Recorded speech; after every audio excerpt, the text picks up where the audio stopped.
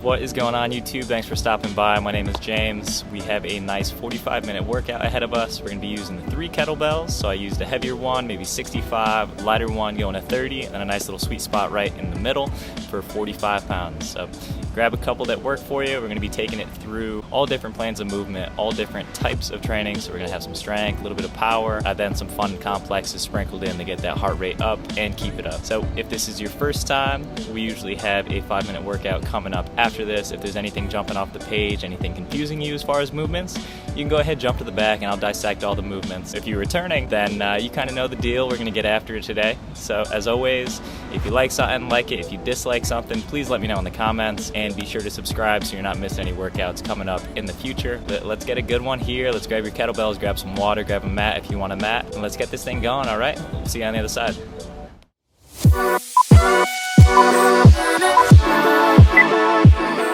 What's going on, workout people? Thanks for stopping by. I got a little 5-minute warm-up here for us. Just, getting everything limbered up, getting ready for the workout that's ahead. Let's go ahead, let's set an intent. Why are we here? What brought us here today? What do we want to feel like after this workout? What do we want to get out of this workout? Just overall, just getting our mind right, getting our body prepared for what's to come. Buckle down, let's get these 5 minutes, let's get everything limbered up, let's get it rocking.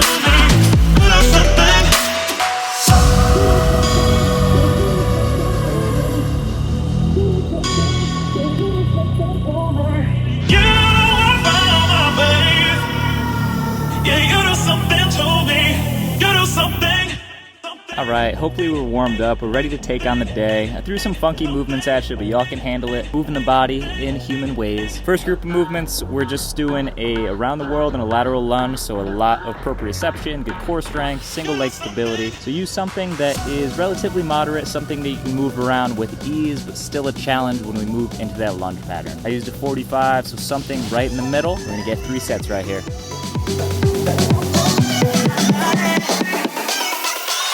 Falling on my knees to pray. Loving you a spiritual. You're a little miracle. When I'm with you, I'm found my way. Yeah, you do something to me. You do something, something. Something my head. Something, something my head.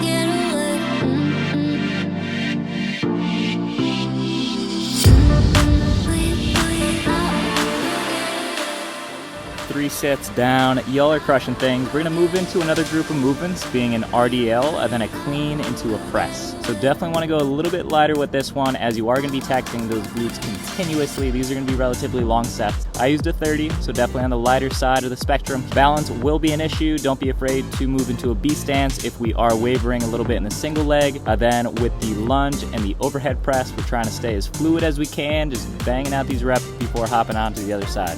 Another 3 sets. Savor this rest period, grab your water, and we're right back at it.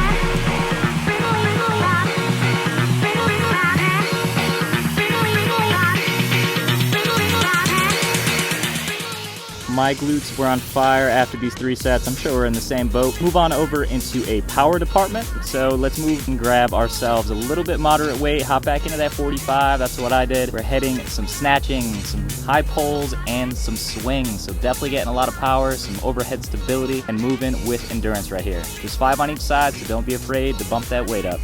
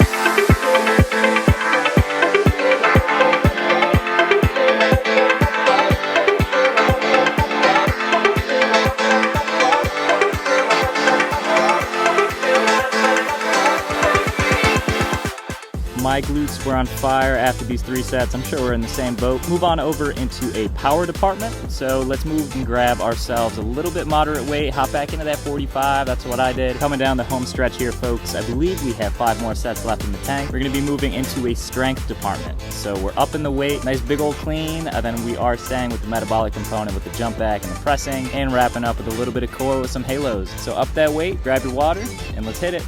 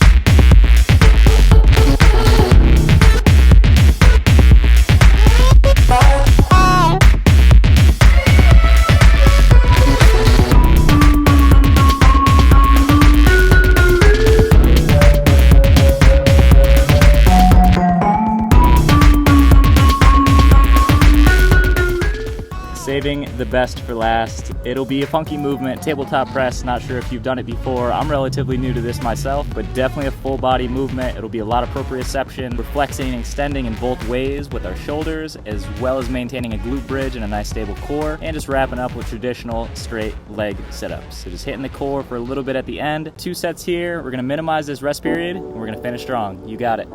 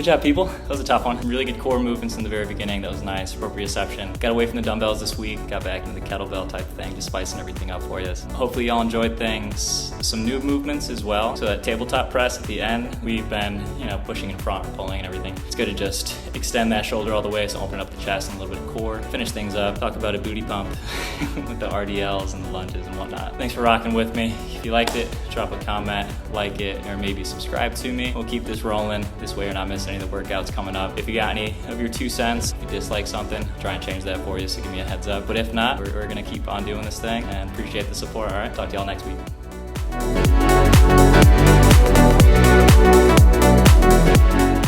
Good movement here if we're looking to test some core stability, lateral stability, single leg strength, and just overall proprioception. So it'll be an around the world into a weighted clean into a lateral lunge. So around the world, we're just using our core to stabilize, so we're assisting the rotation, but also resisting it as we come to that stop in that weighted clean position. So a weighted clean, a little bit different than a typical clean. As we're going up onto one side, we have that front rack position. With a weighted clean, we're gonna have it by the horn, and then when we swing it around, we're kind of catching it by the belly. So we're almost holding it like a rifle, if you will, keeping it PG. It's a weighted clean. So if we're going around the world, let's take it to our right-hand side. When we're behind our back, we're gonna alternate hands. We're switching it, so now we have it on the horn on our left arm, catch the belly of that kettlebell in our right arm, and now we're gonna move to our right side. So nice big lateral step, get some good width. When we land, we don't want that knee protruding out over our toes. We don't want the hip super far back. So find a good distance that works for you. If you can almost picture an ottoman or a love seat behind your right glute, that's kind of the direction that we want to step into. So step back, hips go back, shin's gonna try and be as vertical as we can, chest up proud, keeping that kettlebell nice and in front of us. Good depth, sink down as low as we can, and then as we step back to center, that's when we're gonna alternate reverse side for that around the world. So if it's coming out of that right-hand side, alternate sides. Horn on the right-hand side, flipping up to the left. Whole time we're consistently moving. Some single leg strength. We're gonna get a good stretch in our adductors on the straightened leg on the opposite side of the lateral lunge. Good for the core strength, trying to maintain our posture. We don't want our chest kind of toppling down as we're moving into that lateral lunge. So even though that load is there, really trying to keep those shoulder blades pinned down, face between the shoulders and the ears, chest up proud. And then when we come together, we don't want to waver all over the place with that around the world. So stay nice and rigid. You're almost like a pillar in the middle, right? So just letting that kettlebell move fluidly around you, alternating sides between that lunge. This movement's going to be great for balance, good for core stability, and just overall proprioception with a focus on working side glute as well as that hamstring. Ipsilateral meaning same side. Let's say the kettlebell is in our left arm. That left leg is going to be stationary. Right leg is going to be the one that is moving backwards, so we're moving into a hinge pattern. As we go, being that it is offset loading, we're going to feel an urge as we go into the hinge to obviously lean towards the weight. We're going to ask our core really big in this one, so pin the shoulders down. Core stabilization, we don't want to almost do like a reach, so hips are staying down, shoulders are staying down, everything's nice and level as we move into that hinge pattern. Driving hard through that stationary heel, and then the rear heel, try and kick that to the wall behind you. Hinge patterning, really pull through the glutes, really pull through that hamstring. Pick a sight in front of you. I like to stare at the ground or just find a block. Keep your focus in that direction. This way we're not getting out of whack. If this is difficult, if it's more so a balance issue, we can totally move the weight, but as soon as we remove that one leg, we start wavering a little bit, we can move into a B stance too. If we're focusing on our left side, just slide that right leg back a little bit, almost like a kickstand. So if balance is an issue, definitely move into a B stance, but ideally we're gonna try and do with that single leg RDL. Great little complex here for us. It is definitely going to tax your full body, primarily the glute on that side, and then we're going to have obviously some overhead pressing, so it'll have the shoulders and triceps and everything involved there, and also some rowing. So we're getting a lot, getting every muscle group right here. Hypothetically, let's just start on our right side. So kettlebell is going to be right ahead of us, shoulder width apart, slight bend in the knees. Let's move our hips backwards, so moving to that hinge pattern, drag the kettlebell up into a row. So pulling hard through the elbow, pulling that kettlebell up into our back pocket. We're now going to move that into a clean, so we're extending the hips, squeezing the glutes, pulling up strong, moving that kettlebell into our front rack. And then being that we're keeping everything on the same side, ipsilaterally, is on our right side. Let's move that left leg back. So now the right leg will be the working side for the lunge pattern. When we're at that lowest portion of the lunge, let's drive that thing up overhead. Try not to have our ribs flare up, our lower back swing out. So really tight in our core, squeezing our glutes, nice strong foundation at the bottom. Drive it up overhead, try and keep that kettlebell as vertical as we can. Back into that front rack position, driving through that front heel, and that's gonna return us to that start position. So lunge pattern back up, have the row, the clean, reverse lunge,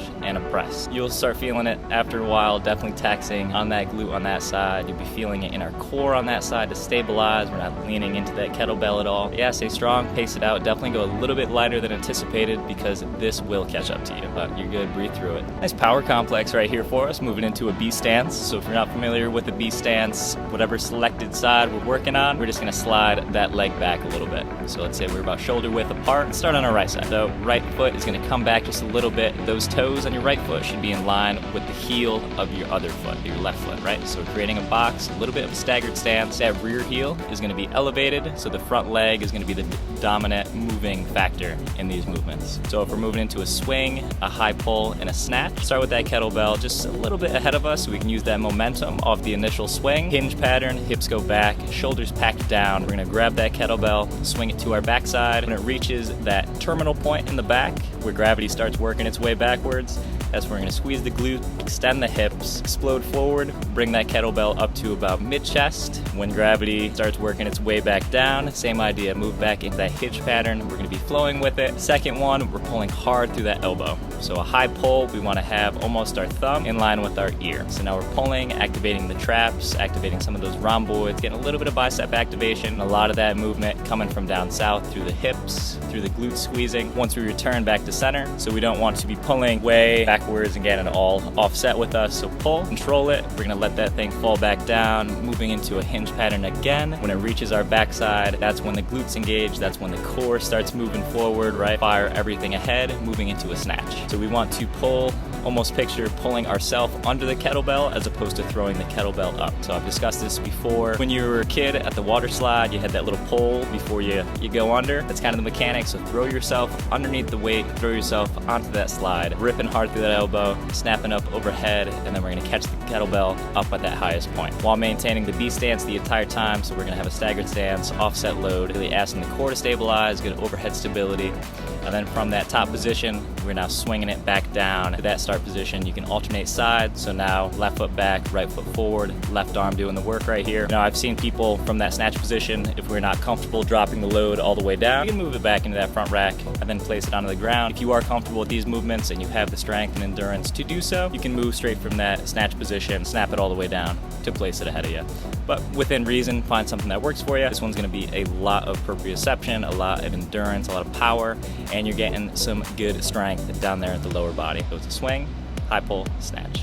Great full body strength, getting some endurance, getting some metabolic conditioning. Grabbing a heavier kettlebell, we're gonna position ourselves stacked right over it. So try and have that kettlebell nice and in line with our toes, shoulder width apart, soft bend in the knees, squeeze the glutes, shoulders away from the ears, so pack everything down. We are going to jump back. So hands are gonna be up on the horns. It's gonna be a little bit more narrow of a traditional push-up position. So we're relying more on the triceps here throughout the press. So we're gonna step back, or if you want to jump back, depending upon your fitness level, do a step back, do a jump back, position ourselves up into a high plank, pressing ourselves down. We don't want to round above the kettlebell, so pack everything back. Press, now jumping or stepping back up into a deadlift position. So again, crowding the kettlebell, squeezing the glutes, we're going to explode upwards. Nice forceful deadlift, so we're extending the hips, driving everything forward, pulling hard through the elbows, so pulling up high, now wrapping our hands around the kettlebell, moving it into a squat. To use something, I typically do 65 to 80. You don't want to be really muscling it up too much because it is a power movement. We do want to have some sort of acceleration. We don't want to be going too light because we do want to, recruit those muscle fibers of strength. We do want to get that going, but within a reasonable load. You don't want to be moving too slow. You don't want anything too light. So once you have that up in the front rack, going into a squat, and then returning it back down to that start position, step or jump back into the press, and just repeat the process. Definitely gonna get that heart rate going, but also touching base on power and strength. So really fun movement right here for you. Great core movement without the crunching. So focusing on core stabilization as opposed to extension or flexion of the spine. So the whole time we are trying to maintain as upright a posture as we can. Full kneeling, meaning both knees on the ground. We're not slouching back. We don't have any type of flexion in our hip. So really squeezing the glutes, trying to press forward as much as we can, shoulders pinned back, standing up nice and proud. And then as we have the kettlebell, we'll have it by the horns and just manipulating it around our head. Being very mindful, creating space for that kettlebell. We don't want to wrap it around dash our ear or drop it on our head or anything like that. Pulling it around town, back to that start position, and reverse the process. So it's gonna unlock your T-spine, so really mobilizing the shoulders, mobilizing the upper back. But while doing that, as we come up from ear to ear, we do not want our ribs flaring up, just being mindful of keeping everything as neutral as we can. And you'll feel that as we manipulate that kettlebell, your core is gonna be reacting to it, so you feel that core engage on one side as you move it around to the other side, and just thinking of anti-extension. Obviously the load is going to be behind our head, so the natural inclination of our spine is to go with the weight. So we're using the same muscle group as you would, a sit-up or a crunch to do the flexion, but we're just doing it isometrically to resist the load. So as we go around, really great, like I said, for mobilizing the spine, while also protecting the spine and stabilizing with the core. So it's a full kneeling halo. Tabletop press right here. Looks kind of goofy, but you're going to be killing it in Twister the next time your family gets together and you play that game. We can think of it as almost a one shoulder extension, one shoulder flexion, then the lower body will be extending. So we're working our hamstrings, working our glutes, almost like a crab stance. Then as we extend up through our hips, we're pressing up overhead, then this shoulder is extending backwards. So it's really gonna open up that chest, really get that shoulder in a nice position to extend, get a little bit of mobility in that one, while also maintaining a mobile plank with our core to stabilize from the up overhead kettlebell and the glutes firing. Definitely touching base on all the different muscle groups. Definitely a funky movement for you, so take it slow, maybe go a little bit lighter for your first go around, and just trying to press hard in both directions. So extending, flexing with the upper body. Also something to be mindful of if we are lacking mobility in the shoulders, we may feel right in that down arm. So as we press forward, we might shrug down and the shoulder can roll anteriorly. That is the case, maybe go body weight. Maybe go with both arms and go to a nice reasonable position where you can maintain good posture without the anterior roll. We don't want to reinforce that movement pattern. We don't want to get in that position. I'm sure you've seen the gym folk that look like bulldogs almost, so they're very anteriorly fixed, and if we want to get away from that, we're texting, we're driving, we're at a desk all day, we want to open up the chest as much as we can, and especially being in the gym, we don't want to train that same movement pattern. Pressing up, extending, trying to keep our shoulder pinned down as much as we can, and just open up that chest, squeeze hard through the glutes, maintain nice spine with our core. Funky movement, but it'll get you there. Tabletop press. Straight leg sit up, so just calling upon our core, calling upon our hip flexors. Very self-explanatory as well. So straight legs, we're sitting up. Couple different variations if you want to have your arms close to your body, and as we do the sit up, you can go ahead, touch your toes. That could be great. If you want to have your arms up overhead, then it's a longer lever arm on the way up. So just trying to have your arms as vertical as we can, reach for the sky. That's just calling for your core, more load away from the midpoint, so it's going to be a little bit more difficult going up overhead. Pretty simple movement, but just things to be mindful of if you want to tweak it a little bit, just avoiding the plop. And what I mean by the plop is when you're at the highest point, plop back down to the ground, which is fine if you want to do that. If you're looking for a little bit more spice, really focus on that eccentric portion. So lower yourself down to the ground as much as we can. So now we're calling upon the core and the hip flexors on the way up, as well as the way down. Trying to keep your heels on the ground as much as we can. So if we can be mindful of just pressing your heels into the ground or the mat, or drive the heels down, that'll get glutes engaged, that'll get the hamstrings engaged, while also having the antagonist muscle group moving upwards. So straight leg setup, calling for the core a lot. You can go overhead, you can keep the arms in close, but whatever your fitness level is, you can pick and choose which one works best for this exercise for you.